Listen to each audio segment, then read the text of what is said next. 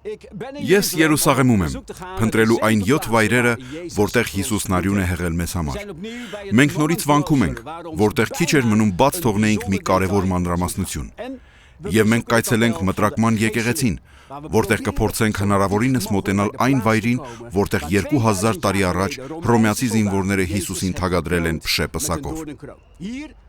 Այստեղ մենք կբացահայտենք, թե ինչ է նշանակում խաչի 5-րդ հրաշքը մեզ համար։ Բարի գալուստ, Երուսաղեմի 7 հրաշքները։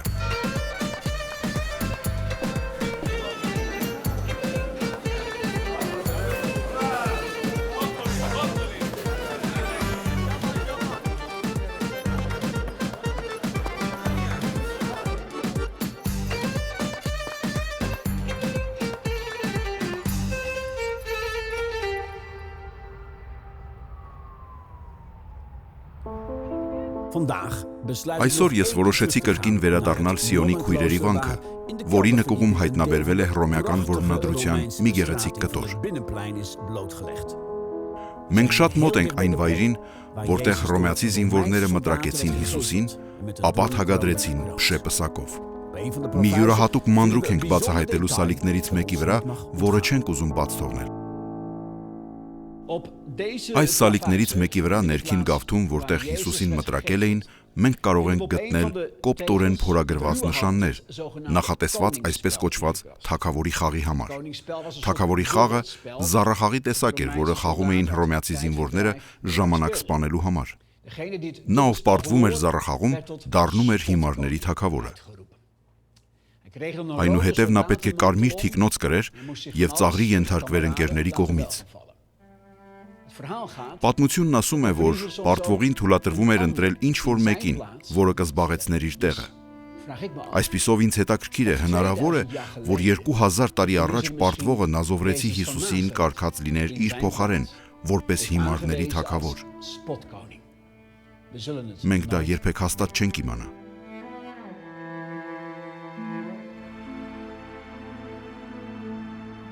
Մեր իմացածն այն է, որ զինվորները Հիսուսին մտրակելուց հետո տարան ներքին գավիթ։ Նրանք կանչեցին ամբողջ զորագունդը։ Հիսուսը կիսագիտակից վիճակում էր և ծաղրուծանակի էր ենթարկվում զինվորների կողմից։ Չնայած Պիղատոսը նրանց նման հրաման չէր տվել, զինվորները պատռեցին Հիսուսի հագուստը մարմնի վրայից։ Նրանք մտածեցին, որ լավ կատակ է հռոմեացի զինվորի կարմիր թիկնոցը գցել նրա պատառոտված մեջքին։ Նրանք ծաղրաբար մի եղեք տվեցին նրան, գավազանի տեղ բռնելու, ու փշոտ ճյուղերից պսակ հյուսեցին ու կոպտորեն դրեցին գլխին։ Փշե պսակը հավանաբար պատրաստված էր մի ծառի չորացած ճյուղերից, որն ուներ ածելիի պես սուր և 2.5 սանտիմետր երկարությամբ փշեր, որոնք հեշտությամբ կարող էին թափանցել մաշկի մեջ։ Ծաղրելով զինվորները ծնկի իջան Հիսուսի առջև և ասացին. «Ողջույն հրեաների թագավորին»։ Նրանք թքում էին նրա դեմքին, եղեգնափայտը խլում էին ձեռքից ու հարվածում գլխին, այնպես որ ածելիի պես սուր փշերը մխրճվեցին մաշկի մեջ և նա սկսեց արյունահոսել 5-րդ անգամ։ Հռոմեացի զինվորները անգիտակցաբար կատարեցին մի մարգարեական ակտ։ Նրանք ցույց տվեցին այն փաստը, որ Հիսուսը եկել էր թագադրվելու մեր կյանքի փշե պսակով։ Որպեսզի պատշաճ կերպով սա բացատրենք, մեզ պետք է գնալ մեկ այլ վայր, որտեղ կխորհրդածենք փշե պսակի նշանակության և խաչի 5-րդ հրաշքի իմաստի մասին։ Ես քայլում եմ դեպի մոտակա հին ֆրանցիսկյան վանքը։ Ներքին գավթում մենք կտեսնենք մի մատուռ, որը կառուցվել է խաչակիրների կողմից որպես աղոթատուն։ Միայն 1838 թվականին ֆրանցիսկյանները ստանձնեցին մատուռի խնամքն ու վերանորոգեցին այն։ Թե ներսում, թե դրսում փշե պսակն օգտագործվել է որպես զարդարանք։ Այստեղ է, որ մենք կմտորենք խաչի 5-րդ հրաշքի նշանակության մասին։ Մատուռ մտնելիս կարող ենք տեսնել, որ մուտքի դռան վերևում փշե պսակի խորհրդանիշն է։ Սակայն ներս մտնելուն պես շատ ավելին կբացահայտենք։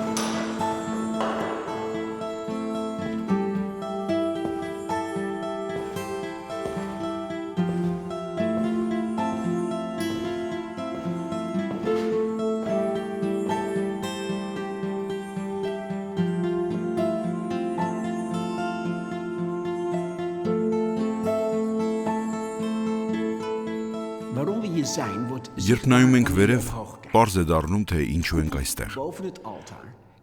Խորանի վերևի գմբեթը ճոխ զարդարված է տպավորիչ ոսկեգույն խճանկարով, որի վրա պատկերված է հսկայական փշեպսակ։ Ոսկեգույն խճանկարն այնպես է հավաքված, որ փշեպսակն ասես արևի շողեր է ճառագում։ Եվ եթե ուշադիր նայենք,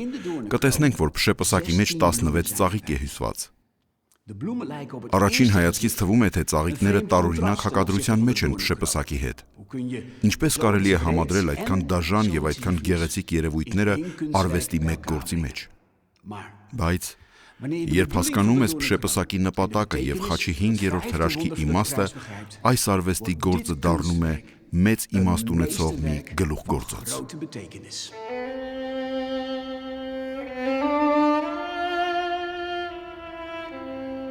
Պատահական չէր, որ հռոմեացի զինվորները Հիսուսին թագադրեցին փշեպսակով։ Այս իրադարձությունը նույնպես կարծես ամբողջությամբ կազմակերպված է հոր կողմից, մեզ ցույց տալու համար, թե ինչ է նշանակում խաչի 5-րդ հրաշքը մեզ համար։ Փշեպսակը, որով հռոմեացի զինվորները թագադրեցին Հիսուսին, անեծքի խորհրդանիշն է։ Այն անեծքի, որ եկավ երկրի վրա Ադամի եւ Եվայի մեղանչելուց հետո։ Ծննդոց 3-րդ գլխում կարդում ենք, որ երկիրը անիծվեց ու փուշ ու տատասկ աճեցրեց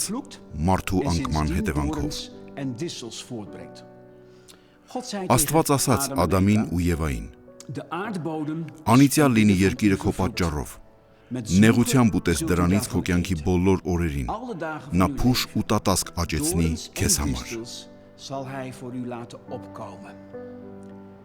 Անեծքի լավագույն սահմանումը պարզ ձևակերպման մեղքի հետևանքն է։ Երբ Հիսուսը թագադրվեց փշեպսակով հռոմեացի զինվորների կողմից, դա մարգարեական ակտ էր, որի միջոցով պարզ դարձավ, որ Հիսուսը մեր փոխարեն անեծք դարձավ։ Մենք կարդում ենք այս մասին Գաղատացիներին ուղղված նամակի 3-րդ գլխում։ Այնտեղ ասվում է.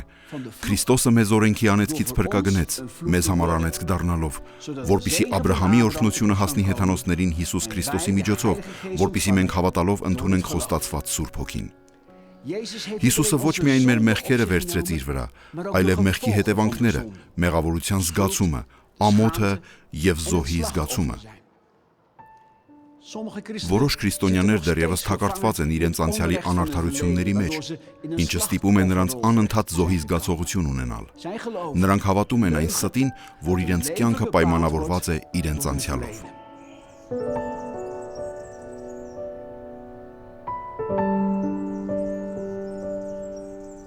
Սակայն ճշմարտությունն այն է, որ ձեր կյանքը պայմանավորված է ձեր կատարած ընտրությամբ։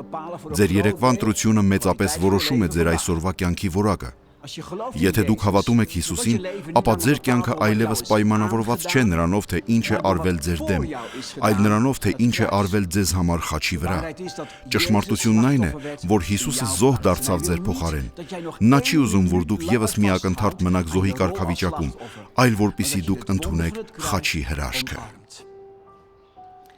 Մեր եկեղեցում մի խաչ կա, փշեպսակով, որպես անեծքի խորհրդանիշ, մեղքի հետևանքները մեր կյանքում։ Խաչի 5-րդ հրաշքի մասին իմ քարոզից հետո մի կին առաջ եկավ իր կյանքի անեծքը Աստծուն տալու համար։ Նրան մեկը փշեպսակ տվեց, որպեսզի բռնի, եւ ասաց. «Ուզում ես Հիսուսին հանձնել այն ցավն ու անարդարությունը, որ եղել են քո կյանքում»։ Ես տեսնում էի, թե որքան դժվար է այս կնոջ համար իր կյանքի փշեպսակը բաց թողնելը։ Նա այնքան պինդ էր բռնել այն, որ փշերը մխրճվել էին մաշկի մեջ եւ արյան մի շիթ էր հոսում։ Իսկ դու հավատում ես, որ Հիսուսը թագադրվել է քո կյանքի փշեպսակով։ Նա ուզում է, որ նրան հանձնես քո փշեպսակը, քո անցյալը, քո ցավը, քո բարկությունը, քո տխրությունը, քո մերժված լինելը, քո թերարժեքության զգացումը, հատուցում պահանջելու քո իրավունքն ու զոհի քո դերը։ Տես թե ինչպես է թագավորների թագավորը կռանում դեպի քեզ եւ ասում. «Երբ զինվորները եղեգնափայտով հարվածում էին իմ գլխին եւ փշերը խորը մխրճվում էին մաշկիս մեջ, ես, ասում է Հիսուսը, վերցրի քո կյանքում եղած մեղքի հետևանքներն ինձ վրա։ Մի վախեցիր, ասում է նա, այլ թագադրիր ինձ քո կյանքի փշեպսակով»։ Եկեք միասին աղոթենք այստեղ, այս վայրում, որտեղ մեր ուշադրությունը սևեռված է փշե պսակի իմաստի վրա, եւ խնդրենք ազատագրման հրաշքը քեզ համար։ Միացիր ինձ հետևյալ աղոթքն անելու։ Երկնային Հայր, շնորհակալ եմ, որ Հիսուսն իր վրա վերցրեց մեր կյանքի յուրաքանչյուր անեծք։ Ես աղոթում եմ նրանց համար, ովքեր հիմա որոշում են իրենց փշե պսակը, մեղքի հետևանքները տալ Հիսուսին։ Օգնիր նրանց բաց թողնել իրենց անցյալը, իրենց ցավը, իրենց զայրույթը, իրենց տխրությունը։ Օգնիր նրանց կոտրել մեղքի կապանքներն իրենց կյանքում եւ ազատիր նրանց մեղքի բոլոր հետևանքներից։ Հիսուսի անունով յուրաքանչյուր անեծք, որ նրանց կապանքի մեջ էր պահում, այժմ քանդված է, որպեսզի քո օրհնությունը նրանցը դառնա։ Հիսուսի անունով։ Ամեն։